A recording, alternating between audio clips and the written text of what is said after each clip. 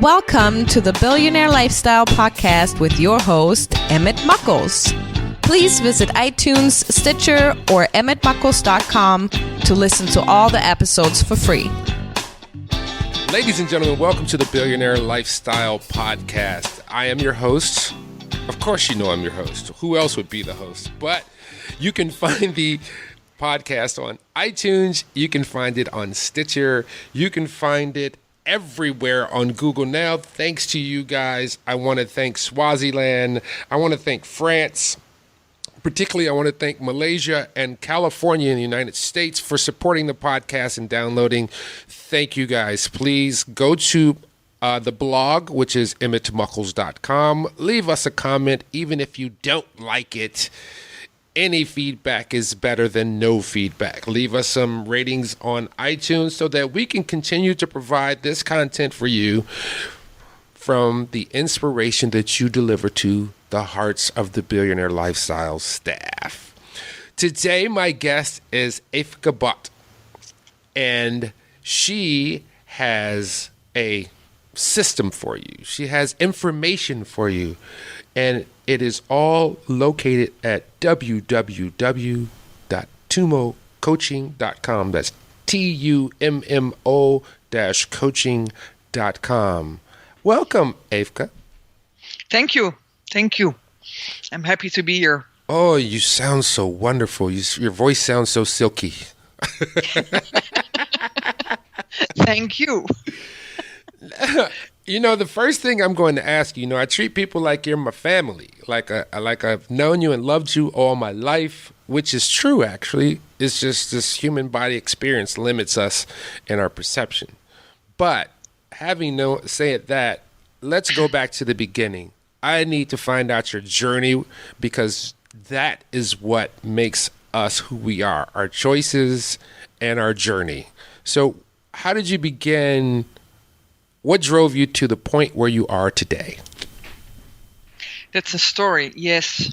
I'm here today, and what brought me here? I'm living at the moment in Vietnam. No, let me start different. I'm Dutch, living in Asia because I love Asia, because of the Buddhism, and also because what I'm doing as coach. I organize retreats, all those things. But what brought me to the journey to become a coach? A few years ago, I lost my family in 1 year. So that was a really tough year. And at that point, I also realized that I had to change myself, but also reinvent myself, who I was and what I want to be. And then I discovered that I mostly lived like how people wanted you to live, because when you grow up, your mind is full of everything what other people telling you. That's so true. It's like a computer, everybody puts everything in your mind and you put it there and you don't change it.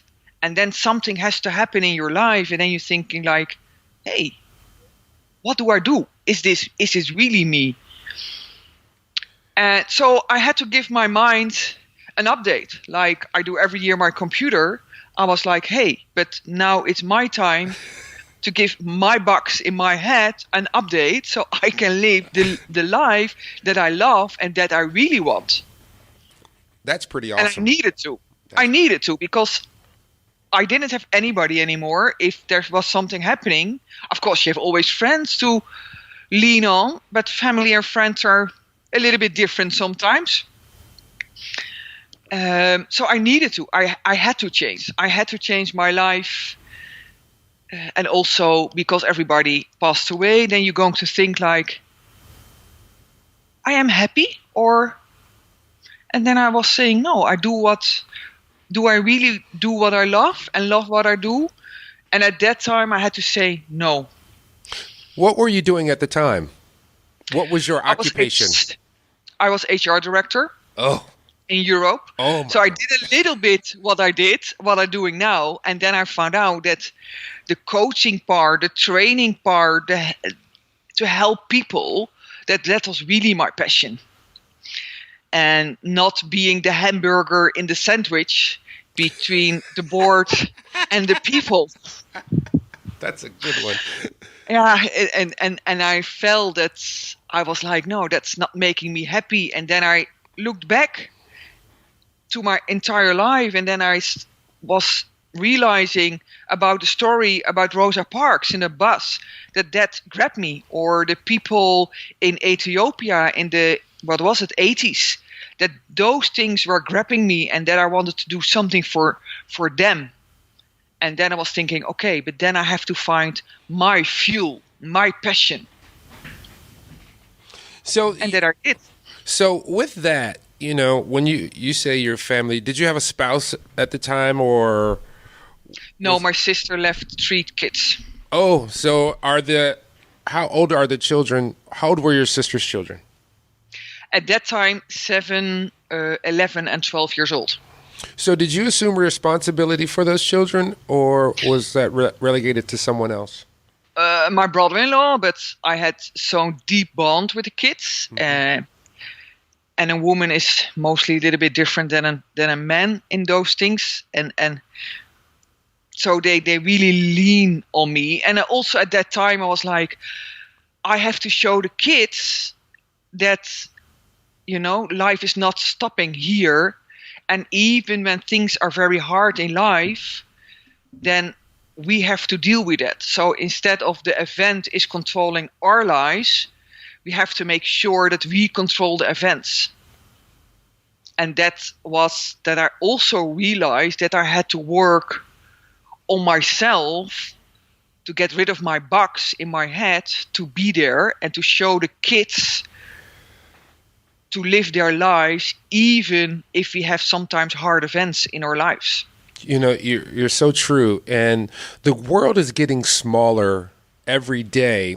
And yes. Ideologies are starting to meld from different countries, where it used to be, and I know this from being occupying some time in Europe. Excuse me. Europe is very nationalist, where America is very racist, where people identify by racial groups. In Europe, people identify by national groups, what I've seen. Oh, you're German, I'm from Belgium, we don't do this. What made you decide to uproot yourself and take it to Asia? I could not adapt anymore in my own country. When I, like you saying, America's racist, I had some other things in the Netherlands that I was like, what are we talking about? What are we complaining about? People are complaining, and I was like, I don't want that. I want to live, I don't know, not that here in Vietnam is more freedom, absolutely not, because it's communistic, only you don't see it only when the election is here, but I wanted to have more freedom. I wanted to be more in the world where the Buddhism is, where I can organize my retreats, so that I was closer also to the journey for myself and closer to my coaches. Because even if I'm a coach, I need a coach too. Yeah, that's true. We always need mentors, and we need someone who is behind us looking at our journey to tell us when we're off course. Yeah, no, that's true. And once in the 6 months, I take a 5-day silence retreat, because then I have to go back to my inner self, to my unconscious. Because if you're working hard, then sometimes you forget yourself. Oh, let's talk about that. You said you go on a silence retreat, and we live in a very noisy society. And as I get older, sounds affect me far more negatively than they used to, where they didn't bother me before. Now certain sounds seem to just reset me, or I just have to detach from it. So can we talk about what your process is and what you go through during that silence retreat? I have the same, and that's another reason that I moved to Asia, because you have more places here where it's more silence, or you have to live in the mountains in Switzerland or something. The silence retreat, the first time I did it was really hard. because your mind is like a monkey mind. I tell people your mind is monkey mind. It's always like talk, talk, talk, talk, talk, talk, talk, and if you don't want to do this, he said no, we know, don't do it, and then he said I want it, no. Your ego, your mind is constantly busy, and your ego and your mind don't want to have silence, because then they find out that you don't need them. And then they begin to talk harder and harder. So the first days is mostly very hard. And then you sit with Buddhists, meditate the whole day, walking in meditation, very slow. And that's not what we used to. We do everything very fast. Even we drink our coffee or a glass of water so fast. And if we try to do it more mindful, that's what you do there. Your whole system is going to be relaxed. So your body and your mind is reconnect again. And if you do it in a little good way, then you become friends with your monkey mind, and then he knows that you don't react him, but that it's okay if you choose sometimes for your own way. Yeah, I myself, that's a play on words, but I often have absolutely no words. And I have this saying, particularly about men, and I tell all my female friends this, and particularly my wife. I say, I have an economy of words. And she's like, what does that mean? I said, okay, think of it like this. Think I have a shoebox. And in that shoebox is all my words for the particular day. So if I have a very busy day where I'm using a lot of words, by the end of the day, I don't have words to use and I don't have words to process. So I'm not going to say much and I'm not going to react much. I said, versus you and some of your friends, you guys have a warehouse full of words. And you guys have a surplus. And I said, that sometimes is the difference between men and women, where women say men don't communicate. I'm like, men just run out of their words. And also, we don't have access to the same vocabulary because we can't get in touch with our feelings, so we have a blockage. You can come in touch, but you won't.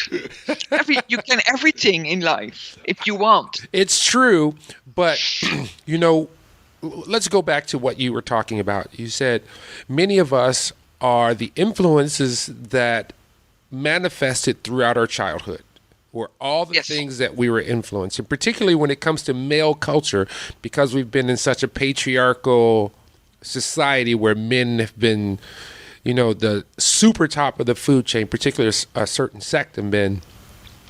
We carry the baggage historically and in our DNA of that process from the last couple of millennia. And what's really awesome is I'm starting to see where it's that shift, that consciousness shift is starting to change, and it's starting to get more feminine in the world. And how did you come to finding about, or where did you come up with the concept of light your inner fire? Because all your answers you have in your life is in your unconscious. And if you can find that fire and open your conscience, then you light your inner fire in your body. And Tumo means also light your inner fire. It's from a monk, a Buddhist monk in Tibet, who's giving breathing exercises to light the inner fire from your unconscious.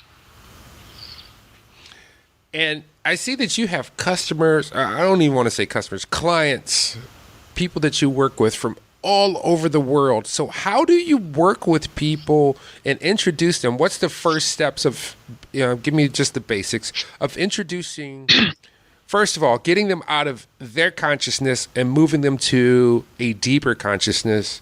And what's the first steps?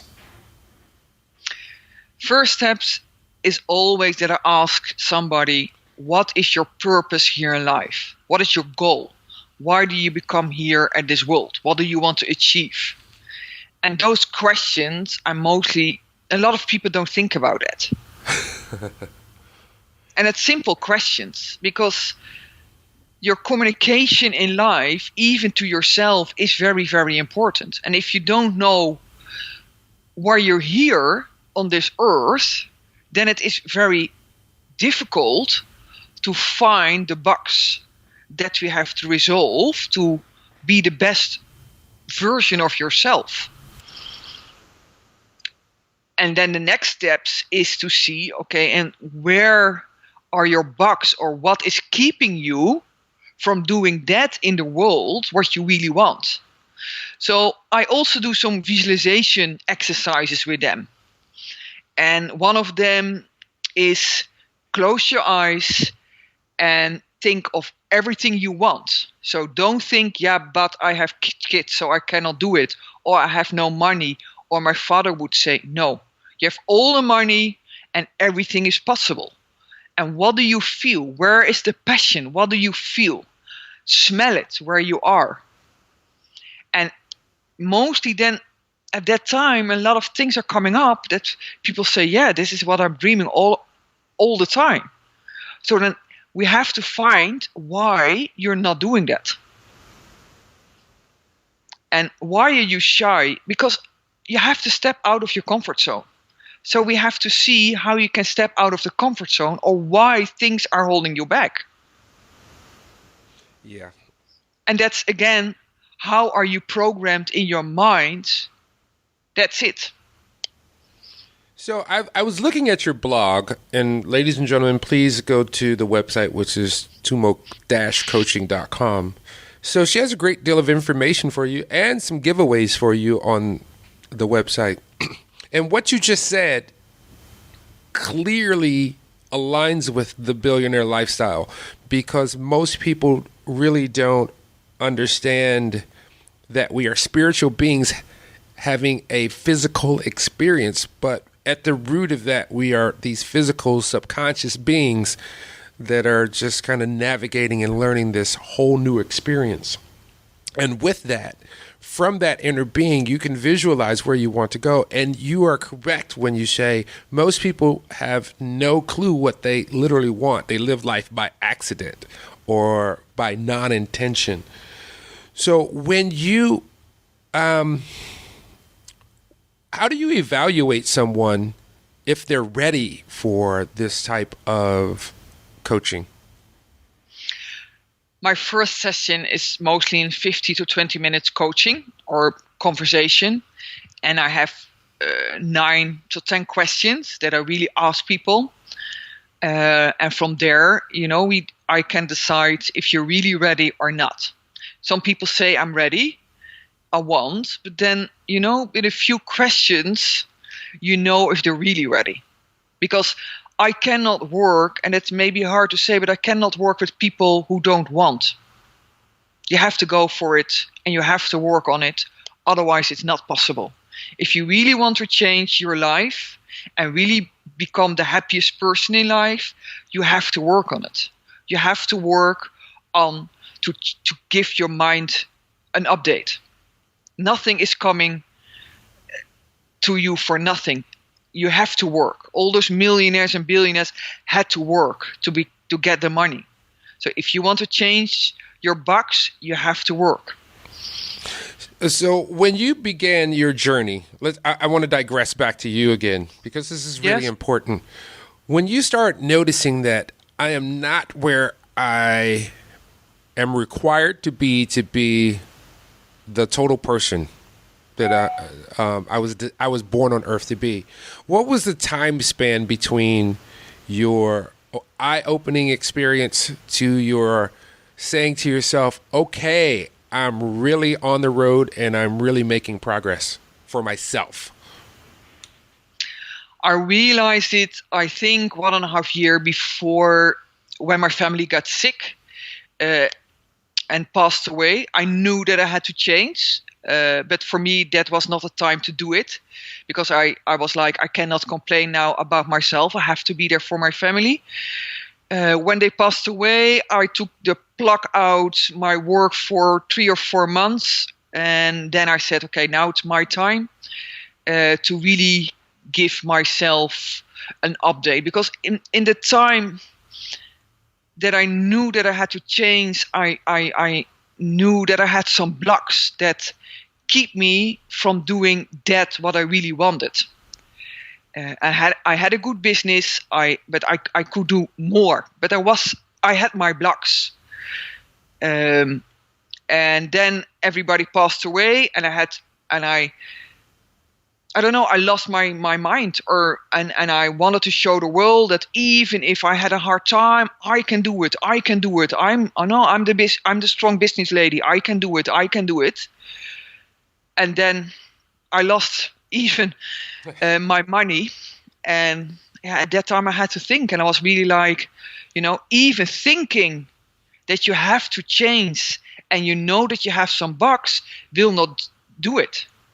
Knowing and doing are two different things. Yeah. And at that time I was say, okay, how and what do I want? And I had some coaches, but they were not the right coaches to really help me to reprogram my mind, to really get me out of my comfort zone. And you have to find your coach on your level, because that is very, very important. And then I said to myself, okay, I go to a silence retreat. I need my rest. I have to find my answers in my unconscious. And that is what I did. Good. And I had a spiritual coach and a business coach. Oh, really? Yeah. So did they have to be did you find that, you said you went through several coaches, and did you find that they were often polar opposites or just not resonating with your being? Was that the process that you were like, this isn't working? I think they didn't understand me, or sometimes maybe I was stronger. I was on another level of talking, of thinking. If a life coach, there are a lot of different life coaches.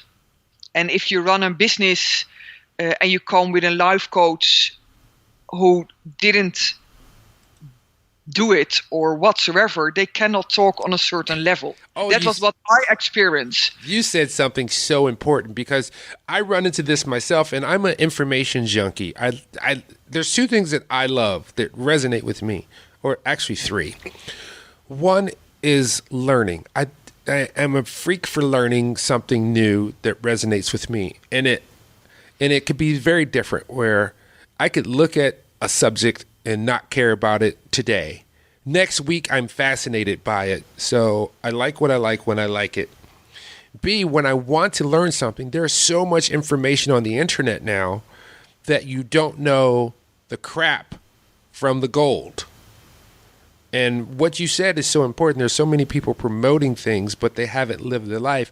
And that's why I'm inquiring to you, so that someone who can come to you can identify and say, oh, she has experienced some things that maybe I have not experienced, but are extreme enough to give me insight onto the questions or to myself. So that's pretty awesome. So one of the things that you talk about is your roadmap to success, and here's the word, happiness. Yes. And that word is so elusive nowadays. For me, I'm starting to understand that happiness and joy can be two different things, but we lump them all together in a simple pattern. So what's the roadmap to success and happiness? In this training, I draw with you your map. You have to see, if you travel from the US to Paris, you also know when you have to go to the airport, when your plane is leaving, what time you come in Paris, which hotel. And you need that also in life. You need to make your roadmap for your life. And your roadmap in life, you can do that to design the best possible you. So there are 8 models we're going through. And every model is, we're going deep to find, again, where are your bugs? what do you want? We do visualization. We do so many things to really get everything out of you and stop also your monkey mind. You will get control about your monkey mind, because that's important. We don't look back. A lot of coaches looking constantly back. But what is happened is past. It's a picture. You cannot change that. You cannot change the people around you. The only one you can change in life is yourself. And of course, if you change, a lot of people will say, yeah, but don't do it. And if you go to your dad or to your mom, they say, yeah, but why are you going to do it? No, you have to choose your life. And that's also where we're talking about in the training, that everybody around you, that you have to find your good master group. You have to find your mastermind group. And Napoleon Hill talked about it already. You have to find your mastermind group. If you look to Ford, he wanted to build a car, and everybody said to him, "You're crazy. The only thing we need is a faster horse to come from A to B."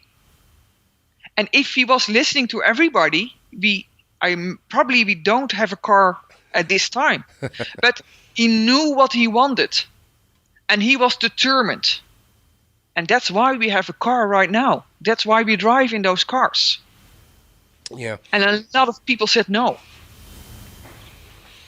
So when you're working on people with their roadmap to success and their roadmap to happiness and joy, oftentimes they, just as we are on a journey to somewhere, we're going to come up against roadblocks, we're going to come up against delays, we're going to come up against obstructions. Yes. How do you help them identify these obstructions and these slowdowns from their personality that's preventing them from moving forward to their success and happiness? Because you can say, finally, we figured out, excuse me. You can say, we found out what it is that resonates with your soul, and we kind of know how to get there, but we have to deconstruct the things from your past, which people hold on to like buried treasure. Of course. But it's more like, how do you control those events that are happening in your life? Your life is like a river, and in the river are stones. And sometimes you bump to a stone. And then it's, how do you deal with it? Are you going to the left or or the right? How do you pass that stone in life? So instead of the event, if things happened in your life, are they controlling your life, or are you taking control about the events? Everybody in life has difficult times. But are those difficult times controlling your life, or are you controlling the life you want? When I lost my whole family, I had two choices in my life. Or I was sitting behind the windows and I could say, I'm sad, I have nothing anymore. Or I could say, okay, this is happening, but probably I become 90 years old. And how do I want to look back? And I choose to try to be happy. And of course, I'm not saying that it's sometimes easy. It costs me also maybe 1.5 years. And sometimes if you're looking back, of course I'm sad. When Christmas time and everybody's with their family, yes, of course, I feel the emptiness of having no family. Yes. But how do you control it? Do I sit with Christmas really sad at home and say, oh, I'm so sad I have no family? Or say, okay, I can find things around me that makes my Christmas also very happy. Yes. So I want to ask... It's not easy. Yeah. I want to ask you this, because you deal with groups of people, correct? Because I think I was trying to contact you and you were having a class. Yeah. So I witnessed this in myself. I teach classes in renewable energy and solar energy. And if I have a very large class, at the end of the day, even though I have not done much physical work, I am so drained. So do you feel that some people are energy vampires and they're just there to take your energy? Yes, but I try to control it, and because sometimes you see that they are not only dragging my energy, but also from the group. And I've learned now in the last years that I'm going to talk with them. Because I cannot have, because I'm working with people want to talk, people want to learn, people want to know how they can draw their roadmap to success and happiness and what they can do to make sure their business is going well or their life. And if people dragging, then I'm going to talk with them and I ask them, or I give the money back and I say, please. Or if you say, no, it's my name. I have to be hard. It's the same with my coaching. If people don't want, then you don't want, but then we are not a fit. I believe that. I've done that myself, where so many people are just seeking attention, and that's their validation, that they end up sucking the energy out of other people and cannot get the value of the education that's put forth, and they also roadblock the value that's for other people as well. I just wanted to kind of see if that was happening in other places and it was not just me. No, it's not just you. If my training is starting at 9:00, I wake up at 6. I do my drills to make sure I have the energy. I'm right in my head. I do everything. I had the evening before you preparing everything because I want to give not 100%, but I want to give myself 150 or 200%. And, people pay for me, so I want to give them value. And if really people are in that group, I have to be hard. I have to say, listen, I don't know where you're here, but I don't think you want to be here, but probably somebody put you here. Yeah. Or for the outside world, people say, oh, I'm doing that training, so I can do. Then you're not at the right spot for me. Yeah, that is totally understandable. Do you find that people are just stuck in the world? In the Bible, it says, be in the world, but not of the world. Do you find that people are just too much of the world? Yes. Some, and especially people, it is. And people are not grounded anymore. People are not. It's like if they're walking on water, but they're not grounded. and people have to be grounded. If I see here in Ho Chi Minh City, there are a lot more becoming more rich people, but they don't think anymore. They only think about their money, but they're not happy. And if you want to be a millionaire or a billionaire, please be grounded, because otherwise in 2 years you can lose everything. So what is a grounding process? Because my wife says that to me. She's like, she has this thing. She says, oh my God, my head is hot and my feet are cold. That means I'm not grounded. Oh, I need to go ground myself. And I go, how do you do that? And she's like, bare feet, walk in the grass, go to the woods, go meditation for 10 minutes. So let me ask you about the walking in the grass, because I've heard that technique before. Is there a time lot, or do you just kind of let yourself feel it? Just go and let yourself feel it. Feel it. Shoes out, bare feet on the grass. Or even take every morning when you wake up a cold shower, but a really cold shower. Yeah, that'll do it for me. That'll send me back to my monkey brain and below that, because that's just a shock to the system. Yeah. But you're awake. Oh my God. When you said it, I actually felt the cold water on my body and shivered. Oh. I need a cold shower every day. If I don't have it, I feel strange. I don't know. My body's so used to it now. And of course, at the beginning, guys, yes, it's hard. It's tough. But everything you change in your life is tough. But do it 25 days every day, and you will see it become a habit. And it's normal. This is you keep saying some things, and it makes me think back to our base human self, things that we would have experienced maybe 100 years ago. Because most people don't realize a lot of the creature comforts that we have are very new to human beings and their existence, particularly in our recorded history.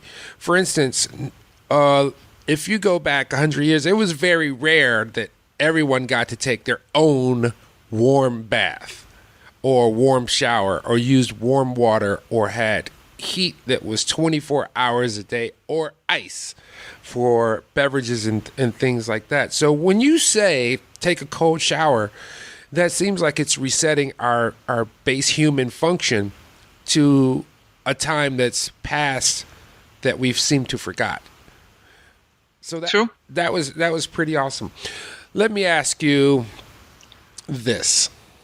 I don't know how old you are, but you look quite younger than I am. So if you could go back to your 21-year-old self, in your 21-year-old self, you were sitting in wherever you reside, and you heard a doorbell or a knock at the door, and you open the door, and there's your 21-year-old self. Besides passing out and fainting, and they said, "What message do you have for me?" What would you tell that 21-year-old you? Follow your dreams. Besides what everybody said, follow your dreams. Have this good time you have now on the university.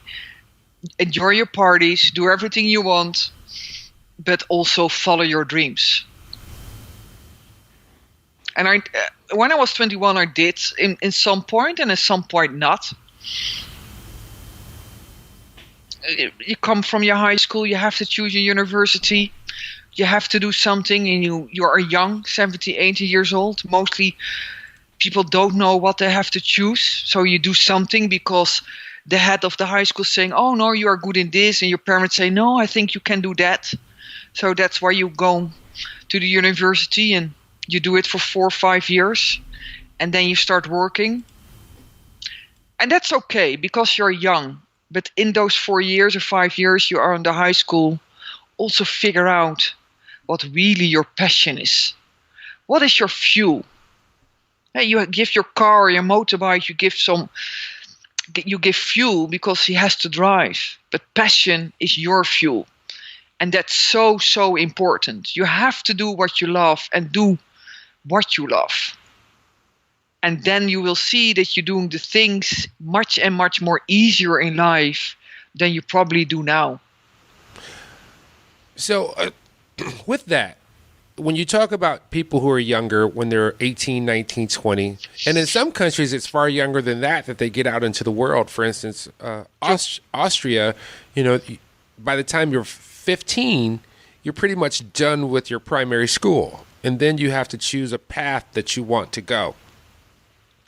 Yeah. When you don't have experience in life, what advice would you give them for them to gain a perspective of understanding where they want to go?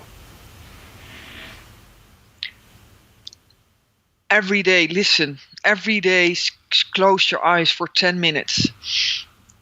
A day has 24 hours, so if you put some time, give yourself a half hour a day and try to meditate for 10 minutes. Visualize what you want. Listen to your unconscious because there are the answers. If you close your eyes, lying on your bed and listen what is coming up.